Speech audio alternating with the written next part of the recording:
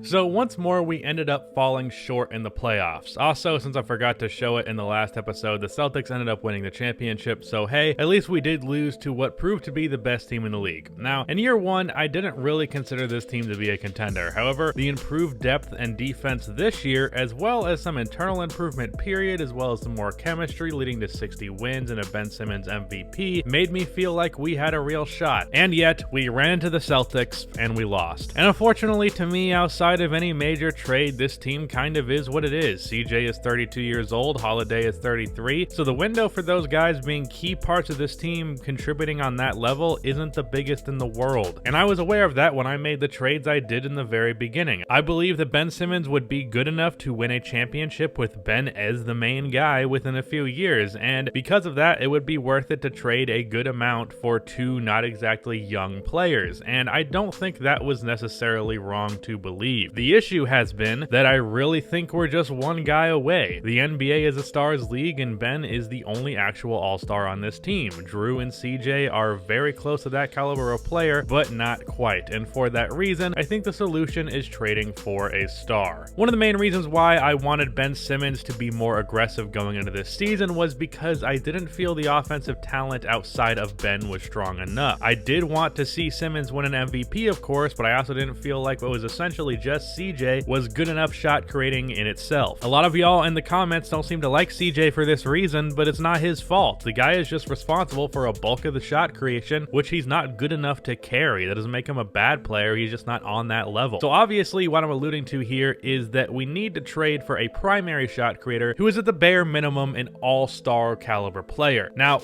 right out of the gate, I want to clarify that no, I have no intention of trading CJ or Drew as many of you have suggested. They're both still good, and looking at them as assets, with both of them being older, on larger contracts in CJ's case, they really are not very good trade assets. We'd get more out of holding on to those two than we would by trading them. After that, obviously I have no intention of trading Ben Simmons, so how do I intend to make a trade? Where are the assets? Well, if you remember, I traded for an assload of first round picks in the Joel Embiid trade. Now, as time has gone on, I have traded a few of the picks, one in the Drew Holiday trade and one in the Jeremy Grant trade, but I have the 2022 swap, the Celtics 2023 first, and of course our own picks. On top of that, I have Matisse Thybulle, who's young and is an 81 overall at this point, Tyrese Maxey and Moses Moody, who both average like 20 points per game per 36, and then the contract of Tobias Harris. By now, Toby is only on a 2-year deal. It's still much more money per year than he is worth, but a 2-year deal isn't as bad to take on as the 4-year deal that I initially inherited. So all of these assets combined can get us a trade package for a star. And while I'd love to shoot for some of the top players, I don't think that all of that is enough to get one of those guys because we don't have any amazing individual asset. Also, we can't really trade for a guard or a center without fundamentally changing how this team works, which is not something that I want to do. I still want Ben to be the focal point, and I also don't want this offensive improvement to come at a sacrifice of our defense. So I wouldn't want to trade for a defensive liability. I quite like being overpowered on defense. I would like to hold on to that. So I'm searching for a forward who can score on the perimeter at an all-star level who won't be a defensive liability. So with all of that said, here are all the players that fit into that criteria: Jimmy Butler, Paul George, Klay Thompson, Pascal Siakam, Brandon Ingram, and Jaylen Brown. Now let's go down the list. Jimmy initially might seem ambitious, and if this was 2020, it would be. But next season will be the 2022-23 season, and in the case of the Heat, Jimmy is 34 years old on a 1-year contract. The Heat have not won a championship, and they have struck out in free agency. So actually, trading for Jimmy isn't all that crazy, especially if we gave the Heat like 4 first-rounders and a young guy. However, for this team particularly, first of all, we have traded for so many former Sixers, and this would just be pushing it. If we traded for Jimmy, we would now have 3 starters who were former Sixers. But for a more actually important reason, Jimmy is a big-time ball handler.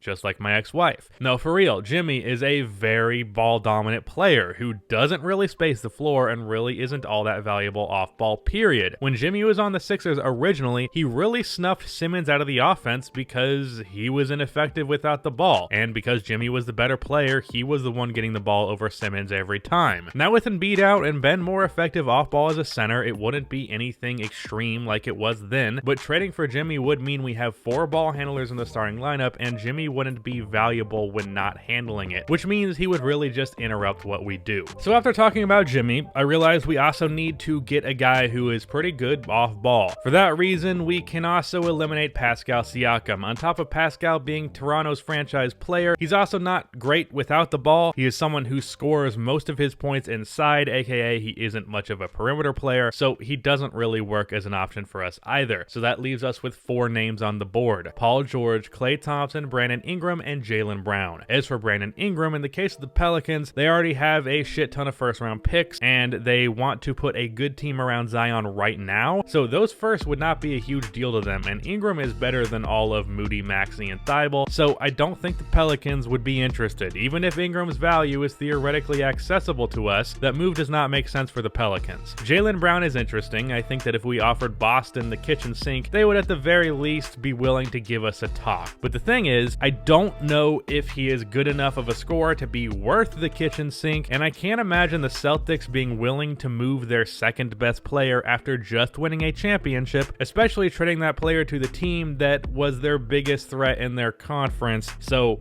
that's kind of a wash. So that leaves us with Paul George and Klay Thompson. These are the 2 options that meet the requirement of what I need for this team and the requirement of what is realistic. In the case of Klay, while originally I wanted a guy who could create off of the dribble, Klay is so stupid good off ball that offensively he can be just as impactful as someone who can dribble. Like, adding a shooter of that caliber to the starting lineup is just unfair. Then of course defensively, Klay is great, so we'd improve there as well. Also, yes, Klay is a 2 guard, but he can play the 3 just fine for us. So what is the Warriors situation that makes a move like this reasonable? Well, they haven't been good for the past few years. Draymond has drastically declined. The core around Curry and Klay isn't amazing. The magic from the pre-KD Warriors has not been there post-KD. They failed to make the playoffs last year, and for that reason, I feel the Warriors would feel comfortable going into a rebuild, moving Klay in the process. And if you're going to suggest, well, if the Warriors are rebuilding, why not trade for Curry? Well, even if they are doing that, that guy is just too good for what we have to offer. That's why. The last option, of course, is Paul George. Now, Paul is not exactly the most beloved player in the NBA these days, and rightfully so, but in case people forgot, Paul is still an unbelievably good defender, and then offensively, while he is no Klay, he is still one of the best shooters in the league, being able to shoot 40+% from 3 on 8+ attempts without breaking a sweat. He's also a pretty good shot creator. Not in the top of the line, but not far from it. So he checks the boxes a bit more than Klay with his better creating ability off of the dribble, and he also checks the realistically trading for him box as well, and here's how. Let me tell you a quick little story. The Clippers did not win a championship in 2021, as if you remember, it was the fucking Orlando Magic for God knows why. But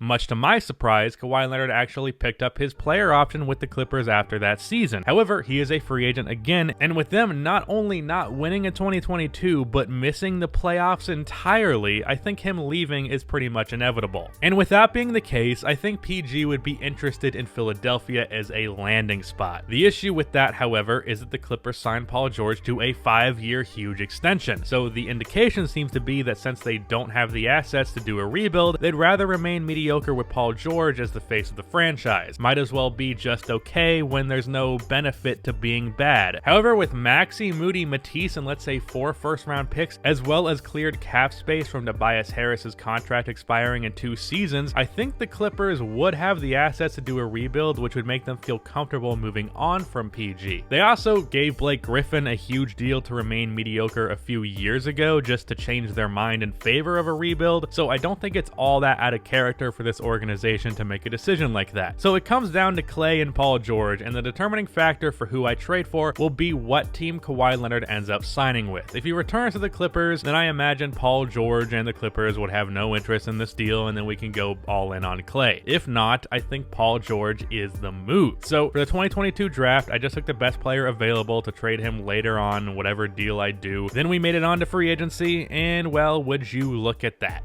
Kawhi went to the Thunder to play with the young duo of Cade Cunningham and Shai Gilgeous-Alexander, which is certainly interesting. So I'm trading for PG. So the trade is Tyrese Maxey, Moses Moody, Matisse Thybulle, and this dude who we just drafted, as well as 3 firsts and Tobias Harris's contract in exchange for Paul George. Now obviously that's more assets than you're allowed to move in a trade in 2K, so I made it a 2-parter and sent the Clippers some more first-round picks, with them just returning us a second rounder. So Paul George is on the team team now. I imagine a lot of people are going to look at this and say that's a lot of assets for just Paul George, and this could be similar to the disastrous trade the Clippers did for PG in real life. But in reality, A, that trade actually does not look that disastrous with him signing an extension, but B, because Paul George for us as well is on a long-term deal, we traded a bunch of stuff for a guy who's going to be here for a long time. Also, our success does not hinge on whether or not a guy like Kawhi Leonard returns to this team, because Ben Simmons is on a long-term deal, and as are a lot of other players on this team. So it's not really comparable, and I do believe that this move puts us over the top and makes us a serious threat for the 2023 championship, if not the favorites. But as you may have noticed, I just traded away essentially our entire bench unit. So we need to make some moves to fill out this roster. First off, Gary Trent will now be our backup shooting guard, so we have that role filled. I'm bringing back Aaron Baines on a cheap deal. The guy is old, but he's still solid. But with this bench unit, there's a pretty noticeable void in the scoring department now, because we just traded a guy who was nearly the sixth man of the year. Of course, Gary Trent is going to fill that void to an extent, but we need a guy who can create off of the dribble. So what's the solution to that? Well, it's Goran Dragic. Goran is pretty old, and the Heat aren't all that great anymore, so he is joining this team in hopes of contributing to a championship before retirement. And I'm happy to help, because he should give our bench a decent creating presence. For the backup forward, I also signed PJ Tucker. PJ is also really old, trying to win a championship before he retires, and he could possibly run some center for us at times, so there is that. But that was our offseason. In previous videos going over the offseason, I would normally talk about my expectations and stuff like that, but this video is already so goddamn long for a video that's just purely scripted, so I'm gonna have to cut it off here. Subscribe if you have not already, but that is the end of this video. Please be sure to like and subscribe for more MyNBA content like this, and keep the outro music.